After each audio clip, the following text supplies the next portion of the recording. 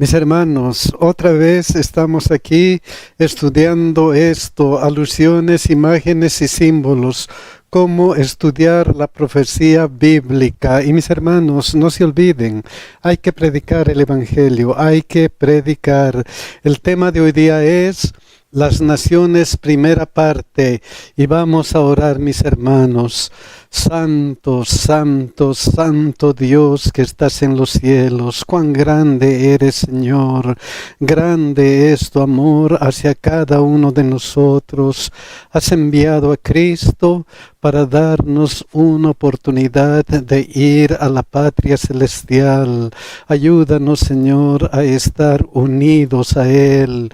Por eso vamos a estudiar tu Biblia y vamos a saber algunas cosas que tú tienes preparado para nosotros. Bendícenos y ayúdanos uno por uno, Señor.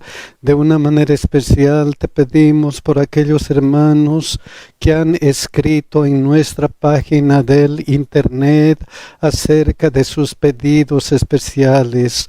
Tú sabes esos pedidos, Señor. Cuídales y bendíceles de acuerdo a tu voluntad. Y también, Señor, cuida y bendice a nuestros hijos. En el nombre de Jesús. Amén. Vamos a ir al versículo de memoria, Daniel 7:14. Y le fue dado dominio, gloria y reino para que todos los pueblos, naciones y lenguas le sirvieran. Su dominio es dominio eterno que nunca pasará y su reino uno que no será destruido. Nuestro Señor Jesucristo va a reinar por toda la eternidad, y si somos fieles vamos a estar con Él toda la eternidad. Estamos estudiando las naciones, la primera parte, y el primer día titula Nimrod y Nínive. Vamos a ir a Génesis 2, 8 y 9. ¿Qué pasó en el principio? Y Jehová Dios plantó un huerto en el Edén al oriente, y puso allí al hombre que había formado. Y Jehová Dios hizo nacer de la tierra todo árbol delicioso a la vista y bueno para comer, y también el árbol de la vida en medio del huerto, y el árbol de la ciencia del bien y del mal. En el principio, entonces, el Edén fue el hogar ideal para el ser humano, pero el ser humano escogió pecar, escogió obedecer a Satanás antes que a Dios, y las consecuencias fueron desastrosas. Génesis 3:24. Echó pues fuera al hombre y puso al oriente del huerto de Edén querubines y una espada encendida que se revolvía por todos lados para guardar el camino del árbol de la vida. Luego Génesis 3:19 dice: con el sudor de tu rostro comerás el pan hasta que vuelvas a la tierra, porque de ella fuiste tomado, pues polvo eres y al polvo volverás. Las consecuencias desastrosas del pecado. Por el pecado el hombre perdió el Edén, y el sufrimiento llegó a ser parte de su vida. El sufrimiento llegó a ser parte de nuestra vida. Pero Dios, que ama tanto a su creación, no dejó al hombre sin esperanza. Él le dijo en Génesis 3:15: y pondré enemistad entre ti y la mujer, y entre tu simiente y la simiente suya. Esta te herirá en la cabeza, y tú le herirás en el calcañar.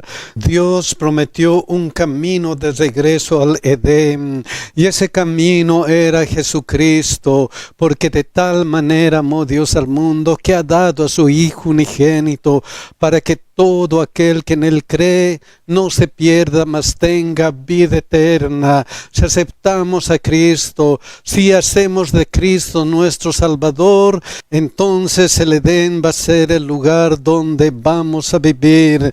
Miren lo que dice Apocalipsis 22, 1 al 3. Después me mostró un río limpio de agua de vida, resplandeciente como cristal, que salía del trono de Dios y del Cordero, en medio de la calle de la ciudad, y a uno y a otro lado del río estaba el árbol de la vida, que produce 12 frutos, dando cada mes su fruto, y las hojas del árbol eran para la sanidad de las naciones. Entonces, si seguimos fieles a Dios, vamos a tener acceso al árbol de la vida que se perdió por el pecado. Entonces Dios, por su amor, finalmente restaurará el Edén perdido. Miren lo que dice la hermana de White. El huerto del Edén permaneció en la tierra mucho tiempo después que el hombre fuera expulsado de sus agradables senderos. Véase Génesis 4:16. Durante mucho tiempo después se le permitió a la raza caída contemplar de lejos el hogar de la inocencia, cuya entrada estaba vedada por los vigilantes ángeles. En la puerta del paraíso, custodiada por querubines, se revelaba la gloria divina. Allí iban Adán y sus hijos a adorar a Dios. Allí renovaban sus votos de obediencia a aquella ley cuya transgresión los había arrojado del Edén. Cuando la ola de iniquidad cubrió el mundo y la maldad de los hombres trajo su destrucción por medio del diluvio, la mano que había plantado el Edén lo quitó de la tierra. Pero la restitución final, cuando haya un cielo nuevo y una tierra nueva, Apocalipsis 21:1, será restaurado y más gloriosamente embellecido que al principio. Dios, por su amor, finalmente restaurará el Edén perdido. Esa era la promesa. Pero como lo hizo Satanás, los hombres buscan desobedecer a Dios. Miren lo que pasó en Génesis 10, 8 al 12. Y Cus engendró a Nimrod, quien llegó a ser el primer poderoso en la tierra. Este fue vigoroso cazador delante de Jehová, por lo cual se dice así como Nimrod, vigoroso cazador delante de Jehová. Y fue el comienzo de su reino Babel, Erech, Akkad y Calné en la tierra de Sinar. De esta tierra salió para Siria y edificó Nínive, Rehobot, Calá y Resén entre Nínive y Calá, la cual es ciudad grande. Entonces Nimrod se rebeló contra la solución de Dios, fundando ciudades-estado para disfrutar de una vida fácil aquí en la tierra. ¡Qué pena! Dios promete salvación, pero a veces elegimos no ser salvos como Nimrod. Ojalá que nosotros elijamos seguir a Cristo para estar allá en el Edén celestial. Vamos a ir al segundo día, que titula El llamado de Abraham. Antes del llamado de Abraham, miren lo que estaba ocurriendo. Génesis 10:5. De esto se poblaron las costas. Miren lo que dice esta versión, la Biblia del Jubileo. Por estos fueron partidas las islas de los gentiles en sus tierras. ¿Quiénes? Las islas de los gentiles, pecadores, cada cual según su lengua, conforme a sus familias en sus naciones, cada cual según su lengua, conforme a sus familias en sus naciones. Entonces, antes del llamado de Abraham, los gentiles o paganos se propagaron, comenzaron a crecer. Entonces vino Génesis 12, 1 al 3, el llamado de Abraham. Jehová había dicho a Abraham: vete de tu tierra y de tu parentela y de la casa de tu padre a la tierra que te mostraré. ¿Para qué? ¿Para qué Dios le había dicho vete de tu tierra? ¿Para qué? Miren lo que dice: y haré de ti una nación grande y te bendeciré y engrandeceré tu nombre.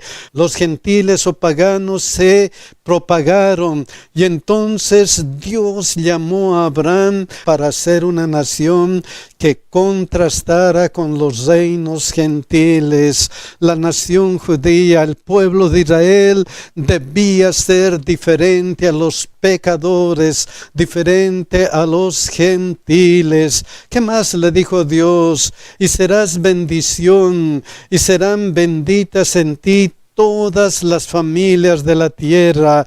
El pueblo de Israel fue creado para que fuera una bendición para toda la tierra. Sí, mis queridos hermanos, ahora nosotros hemos sido creados, recreados en Cristo Jesús, para ser una bendición para todos los que nos rodean. ¿Qué hizo Dios para que su propósito sea una realidad? ¿Qué hizo Dios? Deuteronomio 4:5, miren lo que dice: mirad, yo os he enseñado estatutos y decretos como Jehová mi Dios me mandó, para que hagáis así en medio de la tierra en la cual entráis para tomar posesión de ella. Entonces Dios les dio estatutos y decretos para que cumplan su misión. ¿Qué tenían que hacer? Deberían ser diferentes a los paganos, diferentes a los pecadores, debían ser una bendición para los paganos, y Dios les dio la herramienta, la Santa Biblia, los estatutos, las leyes que están aquí en la Biblia. ¿Qué más les dijo Dios? Deuteronomio 4:6, guardadlos pues y ponedlos por obra, porque esta es vuestra sabiduría y vuestra inteligencia ante los ojos de los pueblos, los cuales oirán todos estos estatutos y dirán: ciertamente pueblo sabio y entendido, nación grande es esta. Si guardan los mandamientos, si guardan las leyes de Dios, van a ser una bendición para toda la tierra, porque ellos van a ver cómo viven y van a decir: ciertamente pueblo sabio y entendido es este. Entonces vivan de acuerdo con los estatutos y decretos de Dios para que sean bendición. Es la única forma. Tenemos que vivir como Dios nos ha pedido aquí en su santa palabra. Para eso es la Biblia, para que podamos crecer y ser una bendición para otros. Vamos a ver el tercer día. Hasta ahora hemos visto que los gentiles o paganos se propagaron. También hemos visto que el pueblo de Israel fue creado para que fuera una bendición para toda la tierra. Dios les dio estatutos y decretos para que cumplan su misión. Les dijo: vivan de acuerdo con los estatutos y decretos de Dios para que sean bendición. Ahora vamos a ver, recibió lo que pidió. ¿Qué pidió el pueblo de Israel? ¿Qué pidió? Miren lo que dice 1 Samuel 8, 4 y 5. Entonces todos los ancianos de Israel se juntaron y vinieron a Ramá para ver a Samuel y le dijeron: he aquí, tú has envejecido y tus hijos no andan en tus caminos. Por tanto, constitúyenos ahora un rey que nos juzgue como tienen todas las naciones, como tienen los gentiles o paganos. Entonces, en otras palabras, danos un rey. Ansiamos, queremos ser como los gentiles. Qué pena. Qué pena, mis hermanos. Danos un rey. ¿Por qué? Porque queremos ser como los gentiles. Queremos ser como los paganos. Queremos ser como los pecadores. ¿Qué queremos ser nosotros, mis hermanos? ¿Qué queremos? ¿Queremos estar con Dios o queremos parecernos a los paganos? ¿Qué queremos? Miren lo que continúa, 1 Samuel 8, 6 y 7. Pero no agradó a Samuel esta palabra que dijeron: danos un rey que nos juzgue. Y Samuel oró a Jehová. ¿Qué Samuel? Samuel pidió consejo a Dios. Cuando hay un problema siempre tenemos que orar a Dios, orar a Jehová. ¿Y qué le dijo Dios? ¿Qué le dijo? Miren lo que le dijo. Y dijo Jehová a Samuel: oye la voz del pueblo en todo lo que te digan, porque no te han desechado a ti, sino a mí me han desechado para que no reine sobre ellos. ¡Qué pena! Usando su capacidad de decidir, el pueblo de Israel rechazó a Dios como su gobernante.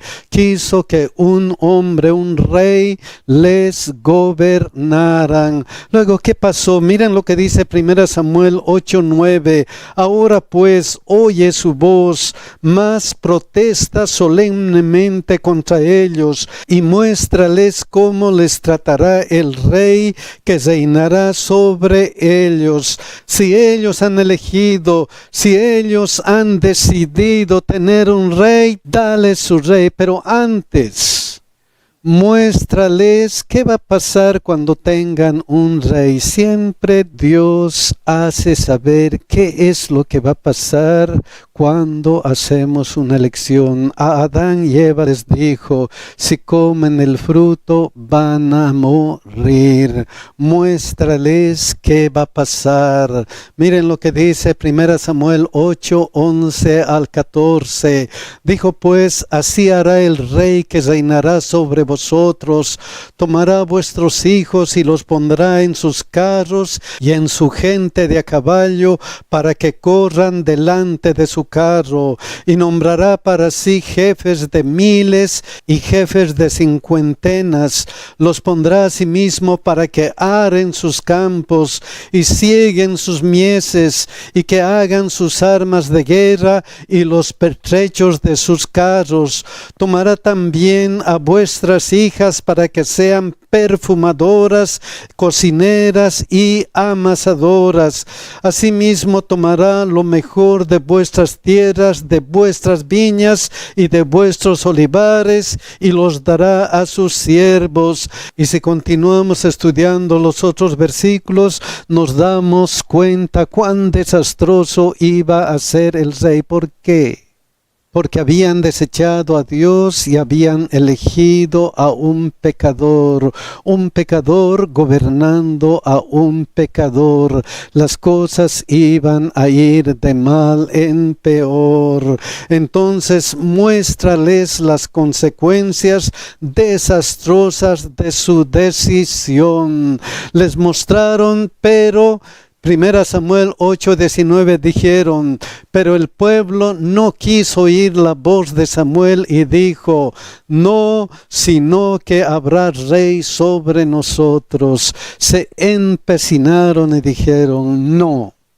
No importa las consecuencias, nosotros queremos un rey, vamos a tener un rey. Entonces el pueblo no escuchó las consecuencias de su decisión y rechazaron a Dios. Qué pena. Es que el problema es que cuando nosotros pecamos, no queremos escuchar a Dios.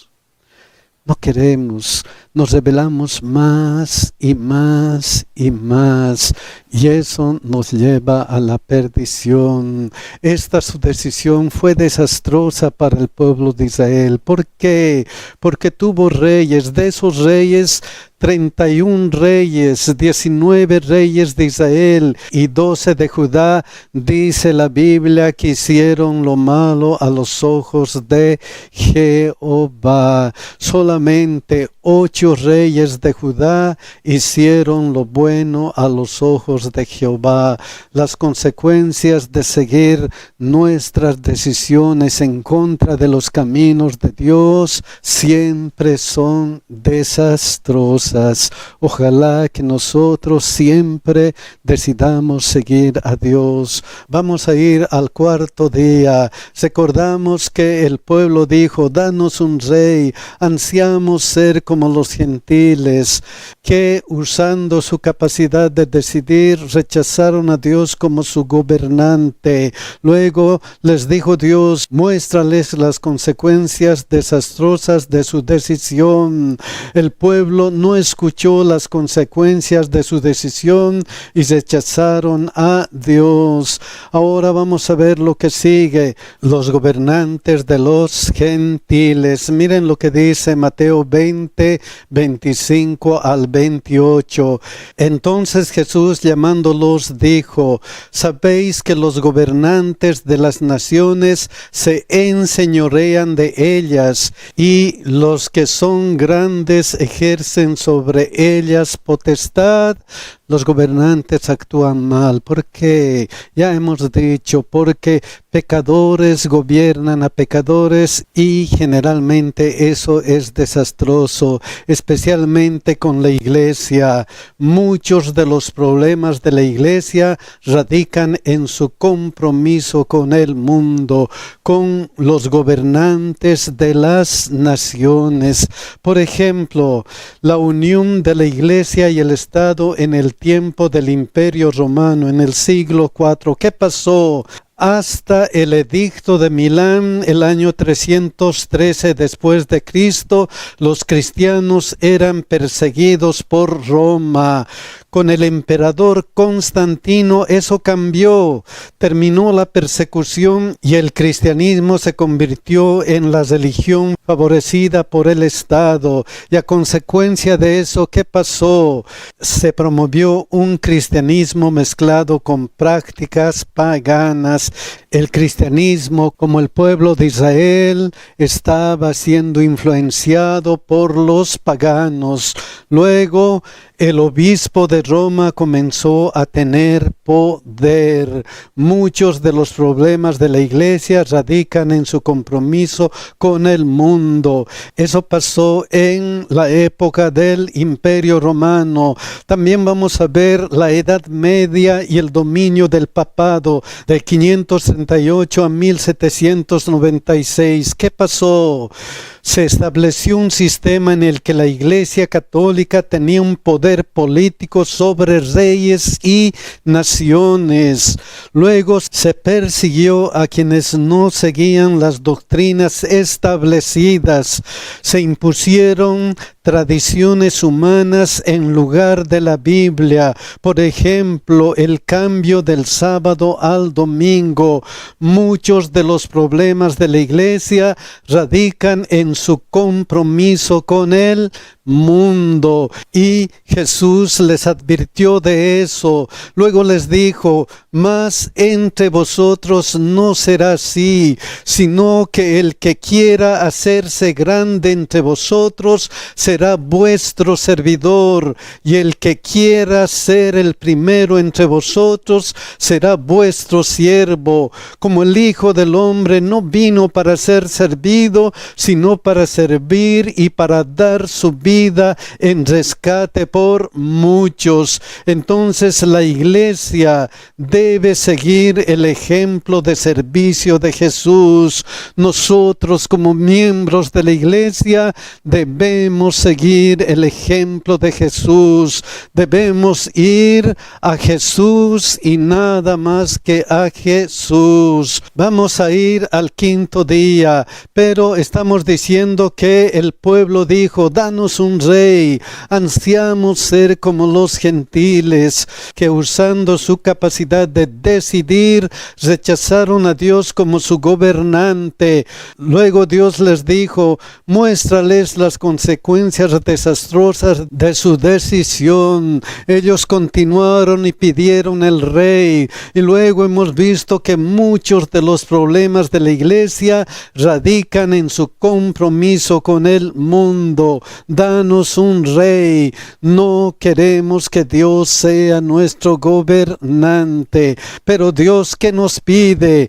Pide a la iglesia que debe seguir el ejemplo de servicio de Jesús. Y por eso el quinto día dice, una luz para los gentiles. Debe seguir el ejemplo de servicio de Jesús. Miren lo que dice Apocalipsis 14:12. Aquí está la paciencia de los santos, los que guardan los mandamientos de Dios y la fe de Jesús. En nuestro tiempo, en nuestro periodo, nosotros debemos seguir el ejemplo de servicio de Jesús. Entonces, la vida de los que guardan los mandamientos de Dios debe reflejar a Cristo. Por eso Isaías 42:6 dice, yo Jehová te he llamado en justicia y te sostendré por la mano, te guardaré y te pondré por pacto al pueblo, por luz de las naciones. Dios dice a su pueblo, yo les he llamado para que sean luz a las naciones. Miren lo que dice Isaías 49:6. Dice, poco es para mí que tú seas mi siervo para levantar las tribus de Jacob y para que restaures el remanente de Israel. ¡Qué palabras! Poco es para mí, dice Dios, que tú estés trabajando dentro de la iglesia, que seas un buen diácono, que seas un buen anciano o que seas un buen director de jóvenes, una buena directora de conquistadores del ministerio de la salud u otro ministerio. No es suficiente para mí, dice Dios. ¿Qué tenemos que hacer? También te di por luz de las naciones, para que seas mi salvación hasta lo postrero de la tierra. Nuestra misión es ser luz de las naciones, salvación para otras personas. Y si cumplimos nuestra misión y si hacemos la voluntad de Dios, ¿qué pasa? Isaías 63, y andarán las naciones a tu luz y los reyes al resplandor de tu nacimiento. Entonces Dios ha llamado a su pueblo para ser luz de las naciones y no puede ser de otra manera. No puede ser de otra manera, porque en nuestro tiempo, ¿qué es lo que va a pasar? ¿Qué es lo que tiene que pasar? Apocalipsis 14:6. Vi volar por medio del cielo a otro ángel que tenía el evangelio eterno para predicarlo a los moradores de la tierra, a toda nación, tribu, lengua y pueblo. Tenemos que predicar el evangelio a las personas que no conocen de Jesucristo. Tenemos que ser luz para otras naciones. Miren lo que dice Apocalipsis 18:1. Después de esto vi a otro ángel descender del cielo con gran poder, y la tierra fue alumbrada con su gloria. La tierra tiene que ser alumbrada con la gloria de Dios. Tenemos que predicar el evangelio a las naciones. Tenemos que ser luz para los que nos rodean. Mis queridos hermanos, esa es nuestra misión. Nuestra misión es predicar con nuestra vida, reflejar la imagen de Dios para que otros digan, yo quiero ser como Él, yo quiero ser cristiano. Mis queridos hermanos, ojalá que nosotros reflejemos la imagen de Dios y atraigamos a muchos para Cristo. Que Dios nos cuide, que Dios nos bendiga, mis hermanos.